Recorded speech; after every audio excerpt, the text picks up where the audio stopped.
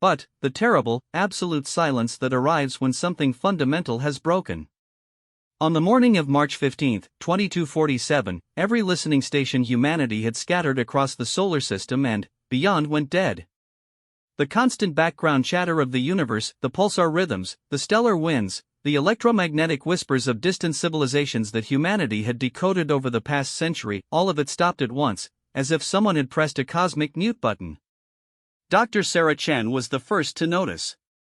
She sat in the observation deck of the Armstrong relay station, suspended in the gravitational sweet spot between Mars and Jupiter, watching her screens turn from a cacophony of data into flat, empty lines. For 17 years, she had monitored the communications array, the vast network that kept humanity connected to its scattered colonies and listening posts. She had weathered solar storms, equipment failures, and the occasional cosmic ray shower that scrambled her instruments. But this was different. This was everything going quiet at once. She ran the diagnostics 3 times before accepting what she was seeing. The equipment was fine. The universe had simply stopped talking. Her hands trembled as she opened the emergency channel to Earth Command, and, for the first time in her career, she struggled to find her voice. What do you say when the stars themselves have gone silent? How do you report the death of cosmic conversation? Earth Command took her seriously because they had no choice. Within hours, every observatory, every satellite, every deep space monitoring station confirmed the same impossible thing. The universe had withdrawn into itself, and humanity was alone in a way it had never been before. The news spread across the colonies like a virus, generating panic on Mars, prayer on the generation ships, and grim speculation on Europa. Humanity had spent 2 centuries learning to listen to the cosmos. Now the cosmos had stopped listening back. But Sarah knew something the others didn't. In those final moments before the silence fell, she had caught something on her instruments. A pulse. No, not a pulse, a scream. A transmission so powerful it had overwhelmed her receivers, coming from the direction of Sol, from Earth itself. She had archived it automatically, but, in the chaos of the silence, she hadn't had time to analyze it. Now, alone in her quarters while the rest of the station descended into controlled chaos, she pulled up the data. What she found made her blood run cold. The transmission wasn't random noise or some natural phenomenon. It was structured, deliberate, and utterly terrifying in its implications. Someone on Earth had broadcast something so powerful, so fundamentally disruptive, that it had rippled across spacetime itself. And, embedded in that transmission was a message, repeating on every frequency, in every language humanity had ever spoken and, several it hadn't, we are no longer prey. The path to that moment had begun 43 years earlier, in the slums of New Jakarta, in the crumbling remains of what had once been Indonesia. Kale Theron was born into a world already dying, a world that had given up on itself long before his first breath. His mother died bringing him into a life not worth living. His father disappeared into the labor camps when Kale was 5, swept up in one of the endless resource wars that plagued the late 22nd century. He grew up in the spaces between, an orphan among millions, fighting for scraps in the ruins of human civilization. The Earth of 2204 was not the Earth of hope and exploration that the history books remembered. It was a planet ravaged by climate catastrophe, choked by pollution, and divided among corporate empires that treated human beings as disposable resources. The colonies on Mars and the moons of Jupiter were gleaming testaments to human ingenuity, yes, but they were built on the broken backs of Earth's billions. The best and brightest left. The strongest and most ambitious fled to the stars. What remained were the discarded, the forgotten, those deemed too weak or too worthless to deserve a place in humanity's glorious future. Kale learned early that weakness was not just a disadvantage, it was a death sentence. He learned it when the older boys beat him for the nutrient paste that served as his weekly ration. He learned it when he watched a girl his age die of a treatable infection because the medical stations only served those who could pay. He learned it when he was forced into the tunnels beneath the city, crawling through toxic waste to salvage circuit boards that corporate drones would buy for pennies. Every day was a lesson in powerlessness, every night a reminder that the universe did not care if he lived or died. But Kale had something the others didn't. Not strength, he was small for his age, thin as wire, with bones that showed through his skin. Not intelligence, the schools had closed years before he was old enough to attend them. What he had was hatred. Pure, distilled, absolutely focused hatred for his own weakness. He hated the way he flinched when the older boys approached. He hated the tears that came when he was hungry. He hated the part of him that wanted to give up, to lie down in the toxic mud and stop fighting. That hatred became his fuel, his purpose, the only thing that kept him crawling forward when everything else said to stop. He began with small victories. He learned to hide his rations where no one could find them. He learned which corporate drones would pay more for salvage and how to negotiate without showing fear. He learned to read by studying the discarded data screens he found in the tunnels, teaching himself through sheer stubborn repetition. Each tiny triumph was a brick laid in the wall he was building against the world. Each moment he refused to surrender was a small death of his weaker self. By the time he was 12, Cale had survived longer than most in the slums. That alone was an achievement. But survival wasn't enough anymore. He had discovered something in the abandoned corporate databases he accessed through salvaged equipment, information. The corporations that ruled Earth from their orbital platforms, the colonial governments that looked down on the homeworld with disgust, they all believed that Earth's population was controllable because they were ignorant. Keep them desperate, keep them stupid, and they would never question the system that ground them to dust. Cale began to learn everything he could.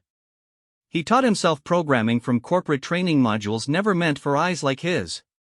He studied physics from educational materials intended for colonial children. He absorbed history, mathematics, engineering, every scrap of knowledge he could steal from the data networks. It was dangerous work. The corporate AI monitors were always watching, always hunting for unauthorized access. Getting caught meant immediate termination, not arrest. The corporations didn't waste resources on trials for people like him. But, with each day, he felt the weak version of himself dying a little more. The boy who had been afraid of the dark, terrified of pain, desperate for approval, that boy was being methodically destroyed, replaced by something harder, colder, infinitely more dangerous. Cale was teaching himself not just knowledge but discipline. He learned to control his fear, to suppress his doubts, to function on minimal sleep and less food. He was forging himself into a weapon, though he didn't yet know what he would point that weapon at. The turning point came when he was 16. He had broken into a corporate data cache, looking for information he could sell to the underground markets. Instead, he found something else: classified files from the First Contact War. Humanity's official history said that the war had been defensive, that the alien collective known as the Harbingers had attacked without provocation and that humanity had barely survived. The files told a different story. Humanity had fired first, destroying a Harbinger research vessel because corporate analysts decided its technology was too valuable to negotiate for. The war that followed, the war that killed 3 billion people and left Earth a wasteland, had started because of human greed. But that wasn't the worst part. The worst part was what came after. The Harbingers had sued for peace, had offered to help repair the damage, had extended every possible gesture of reconciliation. Humanity's response, directed by the corporate councils, had been to accept the peace publicly while secretly working to develop weapons that could strike at the Harbingers' home systems. The plan had failed. The Harbingers' quantum monitoring systems had detected the preparations, and they had responded not with violence but with something far more devastating: they had cut Earth off. No contact, no trade, no technology transfer. Earth was quarantined, left to rot in its own waste while the colonies flourished with Harbinger support. Cale read the files 3 times, unable to process what they meant. Everything he had been taught, every assumption he had made about the nature of the universe, was built on lies. Earth wasn't suffering because of alien aggression or natural disaster. Earth was suffering because the people in power had chosen to sacrifice it for their own advantage. The corporations that ruled from orbit had deliberately kept Earth weak, divided, and desperate because that made it easier to exploit. The rage that filled him then was different from the hatred he had cultivated against his own weakness. This was cold, calculating fury directed outward. He understood, with perfect clarity, that the system would never change on its own. The corporations would never suddenly develop compassion. The colonial governments would never decide to help their homeworld. If Earth was going to be saved, if humanity's billions of discarded children were going to have any chance at dignity, someone would have to force the change. But one person, even one as determined as Kale had become, couldn't fight corporate empires and interstellar governments. He would need allies. More than that, he would need to transform himself completely, to destroy every last trace of the weak, powerless child he had been. He would need to become something unprecedented, something the universe had never seen before. He started by going underground in ways the corporations couldn't track. He used his programming skills to create new identities, spreading versions of himself across the data networks like ghosts. He reached out to others like him, the forgotten and the discarded, those who had nothing to lose and everything to fight for. He found engineers who remembered when they had built things that mattered, scientists who had been discarded when they got sick, soldiers from the corporate wars who had been thrown away when they were no longer useful. One by one, he brought them together, not with promises of revenge but with a simple question: are you ready to stop being weak? The movement that grew from those conversations had no name at first. It was just people helping each other survive, sharing resources, protecting the vulnerable. But Kale was building towards something larger. He had learned from his study of history that every successful revolution required three things: a clear enemy, a compelling vision, and the willingness to pay any price for victory. He had the enemy, the corporate oligarchy that had turned Earth into a sacrifice zone. He had the vision, a humanity united, powerful, refusing to be prey for anyone. What he needed now was the willingness to pay the price. That price became clear when he was 23. The movement had grown beyond what he could have imagined, spreading through Earth's slums and factory zones like wildfire. Thousands, then tens of thousands, then hundreds of thousands of desperate people finding purpose and power in collective action. The corporations noticed, of course. Their initial response was predictable: targeted strikes against the movement's visible leaders, arrests and disappearances designed to terrorize the rest into submission. Kale watched a dozen people he had recruited personally get dragged away by corporate security forces. He watched the videos of their interrogations, their torture, their eventual executions. The old Kale, the weak boy from the slums, would have broken under the guilt. Would have turned himself in to stop the suffering. That version of himself was long dead, and the man who remained understood that those deaths were not failures, they were investments. Each martyr created 100 new recruits. Each act of corporate brutality stripped away another layer of the population's acceptance of the system. He began to orchestrate more direct confrontations, pushing the corporations to respond with increasing violence. Food riots that he knew would be suppressed with lethal force. Strikes in critical manufacturing sectors that would trigger automated security responses. It was brutal mathematics, trading lives for momentum, and Kale executed it with perfect coldness. He had destroyed the part of himself that felt guilt over necessary sacrifices. He had become a man who could calculate the exact number of deaths required to spark a global uprising and sleep soundly afterward. The corporations made their final mistake when they decided to make an example of New Jakarta. The orbital platforms positioned their weapons, massive railgun arrays designed to drop tungsten rods from space with the force of nuclear weapons. The plan was to obliterate the slum where Kale had been born, killing millions to terrorize billions. It was exactly what Kale had been waiting for. In the 3 days before the strike, he evacuated everyone he could, using the movement's networks to spread people throughout the city's tunnel systems. Then, he hacked the corporate communications networks and broadcast every detail of the planned attack to every screen on Earth. The world watched as the corporations prepared to commit genocide for the crime of demanding dignity. And, when the strike came, when the tungsten rods fell and turned 30 square kilometers of slum into a crater that glowed with residual heat, Kale made sure everyone saw the aftermath. The millions who had lived there, now vaporized. The thousands more dying from the shockwave and debris. The corporate spokespeople explaining calmly why it had been necessary to maintain order. That was the moment the revolution truly began. Not with hope or inspiration, but with absolute rage. Across Earth, billions of people who had accepted their suffering as inevitable suddenly understood that the system didn't just exploit them, it would kill them without hesitation if they stepped out of line. The uprising that followed made every previous revolution in human history look like a minor dispute. Factory workers seized control of manufacturing plants. Engineers turned automated systems against their corporate masters. Soldiers who had been fighting for corporate armies turned their weapons on their commanders. Kale orchestrated it all from a hidden bunker beneath the ruins of Shanghai, coordinating through quantum encrypted networks, directing forces he had spent years building. He had become a ghost in the machine, everywhere and nowhere, impossible to track or stop. The corporations tried, of course. They sent kill teams and viral AI programs and even orbital strikes against suspected locations. But Kale had learned from the New Jakarta massacre. He had already destroyed the part of himself that needed a fixed location, a safe place, a home. He moved constantly, trusted no one completely, and accepted that he would probably die before seeing his work completed. The war lasted 7 years.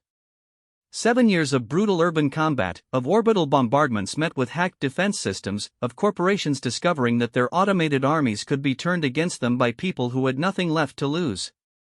Earth became a charnel house, a planet-wide battlefield where the old order fought desperately to maintain control against a population that had finally learned to fight back. The colonies watched in horror, the other species of the galaxy maintained their boycott, and Kale continued to press forward, accepting casualties that would have broken any conventional military force.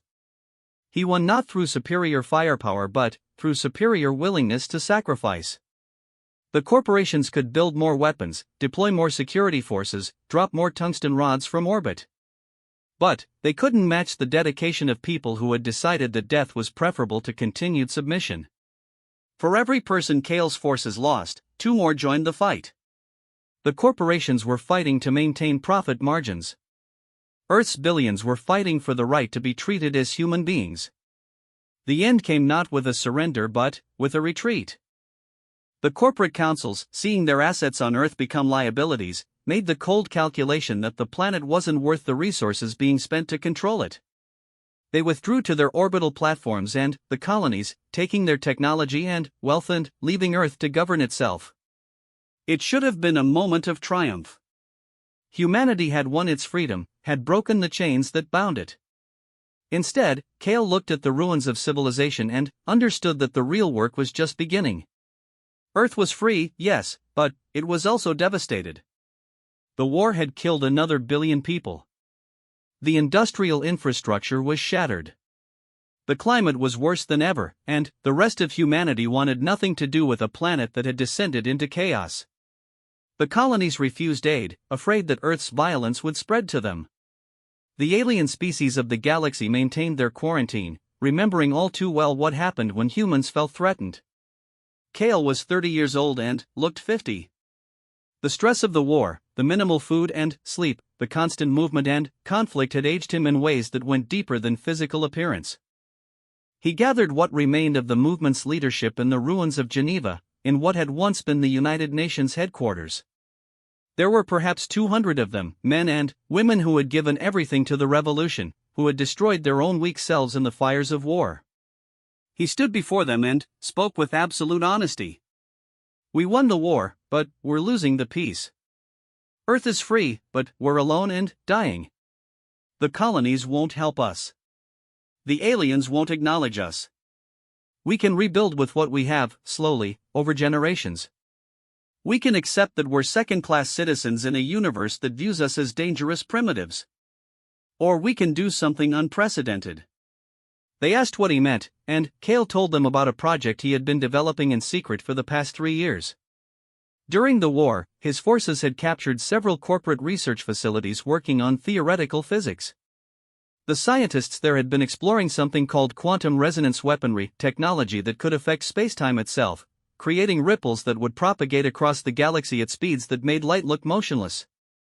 The corporations had been trying to develop it as the ultimate weapon against the Harbingers, a way to strike at their home systems before they could respond.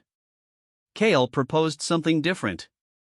He wanted to build a transmission system using the quantum resonance technology, something that could broadcast across the entire galaxy simultaneously. But, instead of a weapon, it would be a declaration. A message that would force every spacefaring civilization to acknowledge Earth's existence and strength. A demonstration that humanity was not prey, not victims, not weak creatures to be pitted or feared. It was insane, potentially catastrophic, and absolutely necessary. The debate that followed lasted 3 days. Many argued that it was too dangerous, that it would provoke the very retaliation they had been trying to avoid. Others said they didn't have the resources, that Earth was too damaged to support such a massive project. Kale listened to every objection and, then, addressed them systematically. Yes, it was dangerous. Yes, it might provoke retaliation. But, the alternative was accepting permanent weakness, and he hadn't spent 15 years destroying his weak self only to accept weakness for his species. The vote was close, but it passed. They would build the resonance array, and they would use it to announce to the universe that Earth was no longer a victim of circumstance. The project took 13 more years, 13 years of scavenging technology from corporate ruins, reverse engineering alien devices captured during the First Contact War, and pushing theoretical physics into realms it had never explored. Kale drove them forward with the same ruthless focus he had used during the revolution. Every setback was analyzed and overcome. Every resource was maximized. Every person involved understood that failure meant the permanent subjugation of their species. Sarah Chen had been one of those people once, before she accepted a position on the Armstrong relay station. She had been a physicist working on the resonance array, recruited when she was fresh out of one of Earth's reconstructed universities. She had believed in the project initially, had worked 18-hour days alongside engineers and scientists who spoke of changing humanity's place in the cosmos. But, as the array neared completion, she had begun to have doubts. The power levels required were astronomical. The potential side effects were barely understood. When she raised concerns, Kale himself had met with her. She remembered that conversation in perfect detail, even now, decades later. Kale had listened to her concerns without interrupting, had acknowledged that she might be right about the risks. Then, he had asked her a simple question: if you were certain that humanity would remain enslaved, exploited, and eventually exterminated unless we took this risk, would you still refuse to act? She hadn't had an answer then. She didn't have one now, watching the data from that final transmission scroll across her screens. Kale had activated the array, and the results were even more dramatic than the most optimistic projections. The quantum resonance had propagated across the galaxy in microseconds, touching every star system, every inhabited world, every ship traveling between the stars. And, embedded in that resonance was Kale's message, translated by alien AI into every known language in the galaxy. The message was not diplomatic. It was not conciliatory or hopeful or designed to make friends. It was a declaration of sovereignty backed by the demonstrated ability to touch every corner of galactic civilization simultaneously. This is Earth. We have been ignored, exploited, and quarantined. We have been treated as primitives too dangerous to contact and too weak to defend ourselves. Those days are over. We are no longer prey. We will not be dismissed. We will not be victimized.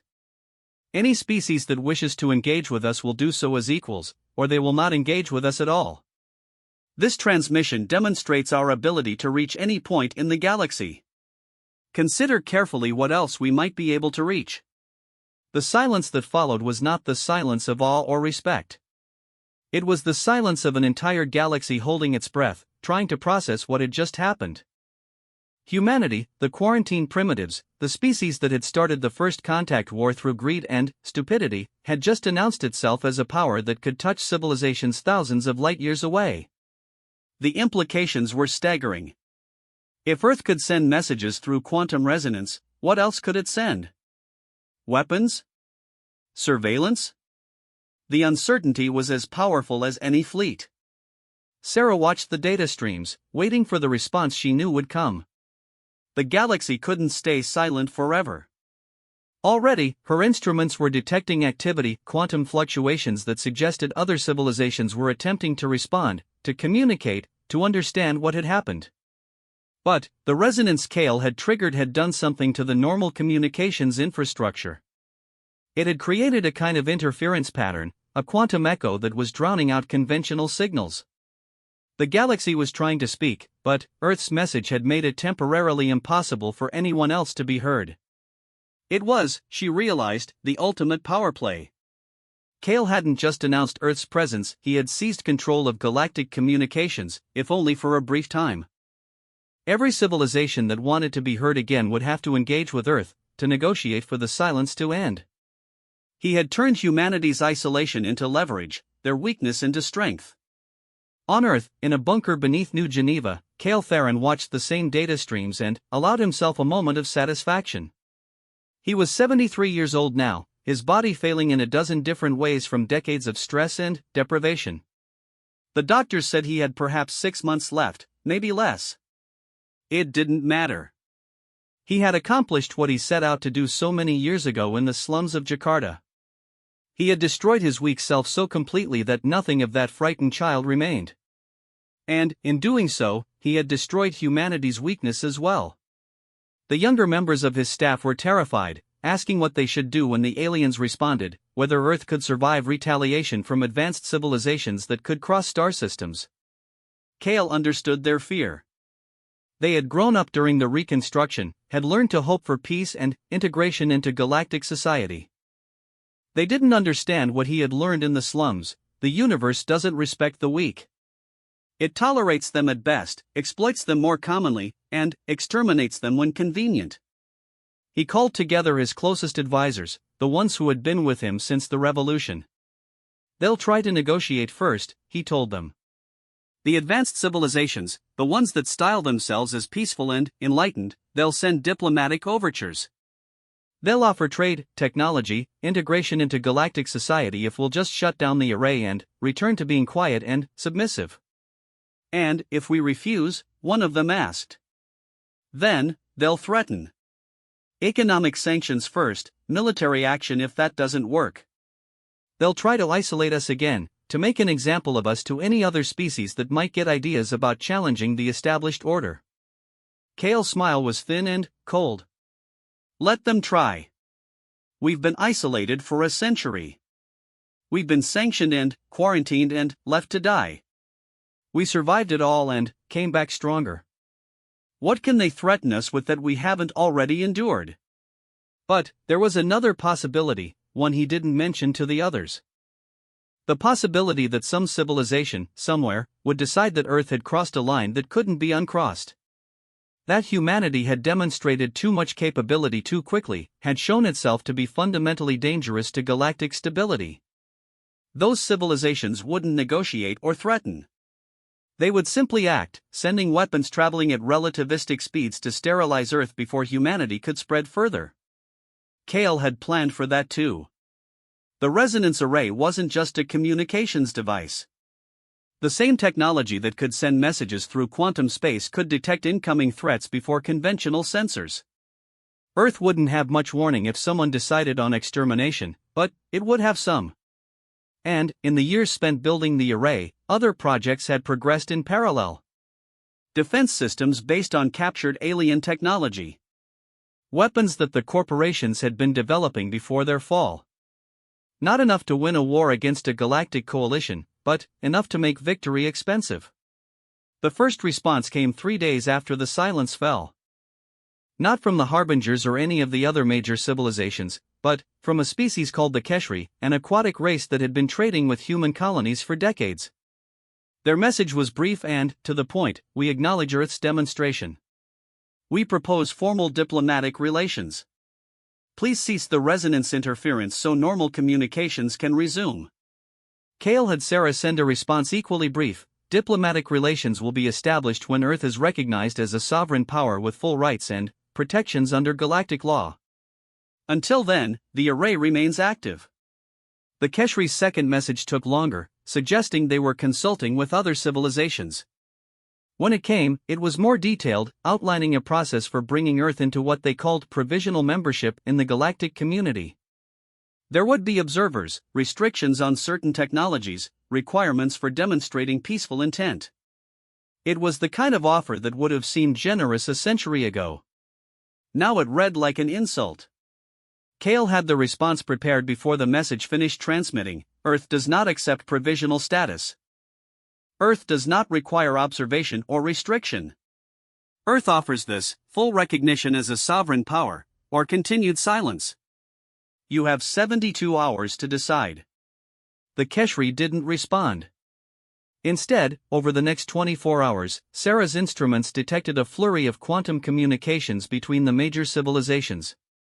They were meeting, debating, trying to decide how to handle a species that refused to accept the subordinate position that had been assigned to it. The galaxy had operated for millennia on certain assumptions about power and hierarchy. Humanity was threatening those assumptions simply by refusing to acknowledge them. 60 hours into the deadline, a new message arrived. This one came from the Collective Council, the loosest thing the galaxy had to a governing body. It consisted of representatives from 200 species, including the Harbingers. The message was formal, diplomatic, and significant. The Collective Council recognizes Earth as a sovereign power within the galactic community, with all rights and responsibilities thereof. We request the cessation of quantum resonance interference and the beginning of formal diplomatic relations. It was everything Kale had demanded. Full recognition, no conditions, no provisional status. In 73 hours, he had accomplished what centuries of negotiation had failed to achieve. Earth was no longer the quarantine embarrassment, the dangerous primitives to be avoided. It was a recognized power, able to engage with the galaxy as an equal. Sarah expected Kale to shut down the array, to accept victory and begin the process of integration. Instead, he kept it running. When she asked why, he looked at her with eyes that had seen too much, lived too long beyond what any human should endure. Because recognition means nothing without respect, and respect only comes from demonstrated capability. The array stays active for one more week. Let them see that we can maintain this, that it's not a desperate gambit but a sustainable reality. Then, we'll talk about shutting it down. That week was the longest of Sarah's life. Every day, she expected to detect incoming weapons, to see the first signs of a galactic strike against Earth. The major civilizations had accepted humanity's demands, but there were others, smaller, more aggressive species that might see an opportunity to make a name for themselves by bringing the upstart humans down. Kale had assigned teams to monitor every approach vector, every possible threat, and Sarah watched them work with a combination of admiration and terror. But no attack came.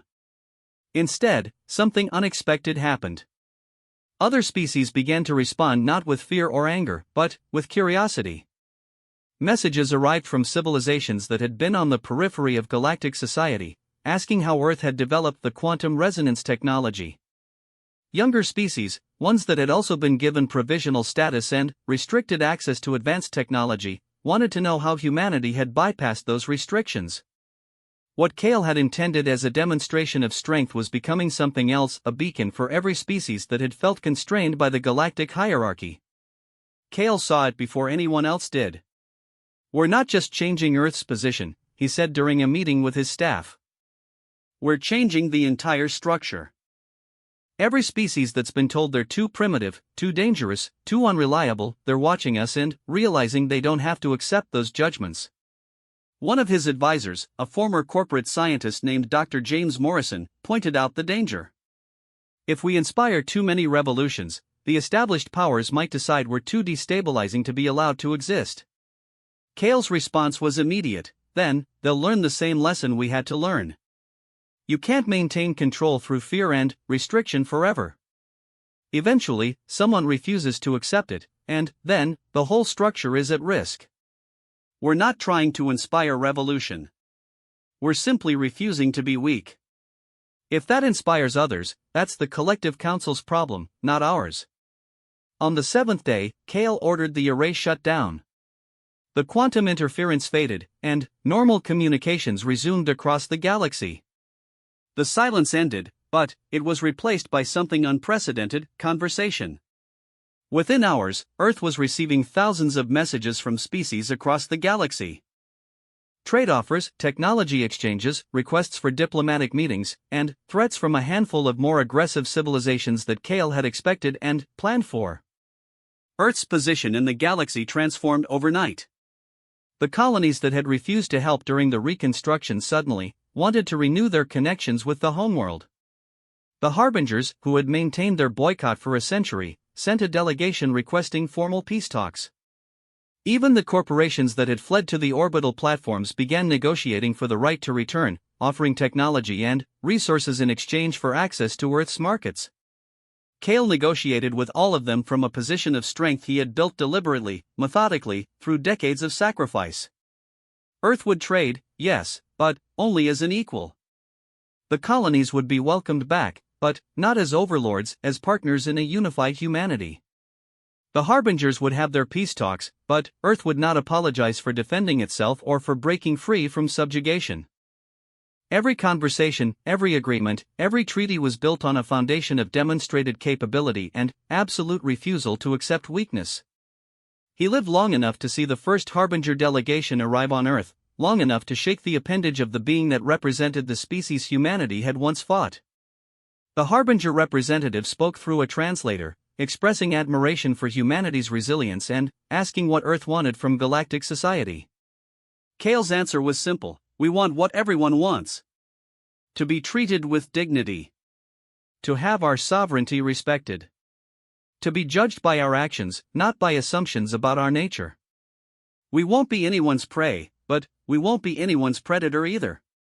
We're here, we're powerful enough to defend ourselves, and we're ready to be part of something larger than ourselves, but only as equals. He died 3 weeks later, his body finally giving out after decades of abuse. The news of his death spread across Earth and the colonies, generating responses that ranged from grief to relief to cold satisfaction from those who had opposed him. But even his enemies couldn't deny what he had accomplished. In one lifetime, he had transformed humanity from a scattered, subjugated species into a recognized galactic power. He had done it through absolute determination, ruthless strategy, and the complete destruction of every weakness within himself. Sarah attended his funeral in New Geneva, standing among thousands who had gathered to honor the man who had changed everything.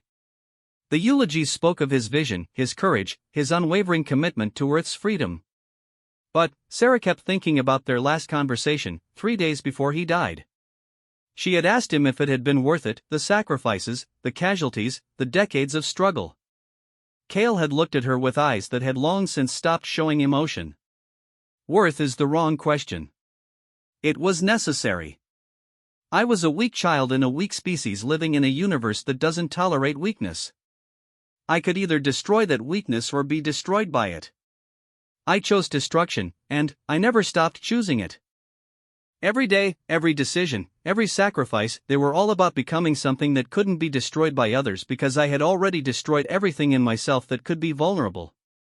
But what did that cost you? Sarah had pressed. What did you lose in the process of destroying your weak self?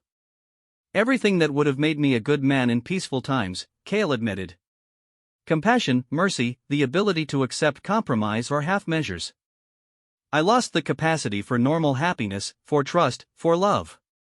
I became a weapon pointed at the universe's throat, and weapons don't get to be human in the ways that matter. Do you regret it? The pause had been long enough that Sarah thought he wouldn't answer. Then, regret is for people who had choices. I never had the luxury of choice. I was either going to be destroyed or become strong enough to survive. Everything else was just details. Now, watching them lower his body into the ground beneath a sky that was finally starting to clear after centuries of pollution, Sarah understood that Cale Theron had been both hero and monster, visionary and tyrant, savior and destroyer. He had destroyed his weak self so completely that nothing remained but purpose and will. And, in doing so, he had dragged humanity from the edge of extinction to a position of respect and powering galactic society. The question that haunted her, that would haunt humanity for generations to come, was whether the transformation had been worth the cost. How many people had died in the revolution? How many lives had been sacrificed to build the array? How much of humanity's soul had been sold to purchase its sovereignty? And, most troubling of all, had Cale destroyed only his own weakness, or had he destroyed something essential in the human spirit itself? The galaxy moved on, as it always did.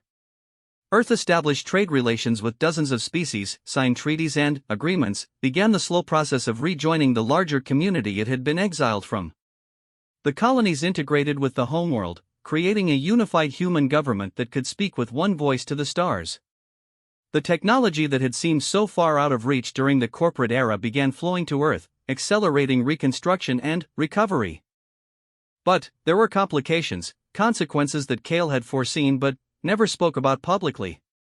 The resonance array had demonstrated capabilities that made many species nervous. Formal recognition was one thing, trust was something else entirely. Several civilizations began developing countermeasures to quantum resonance technology, ways to shield their communications and detect incoming interference. Arms races were beginning, prompted by humanity's demonstration of power. More troubling were the ideological ripples spreading across the galaxy. Just as Cale had predicted, other species began questioning the hierarchies that had governed galactic society for millennia. Why should the collective council, dominated by a handful of ancient civilizations, get to decide which species were ready?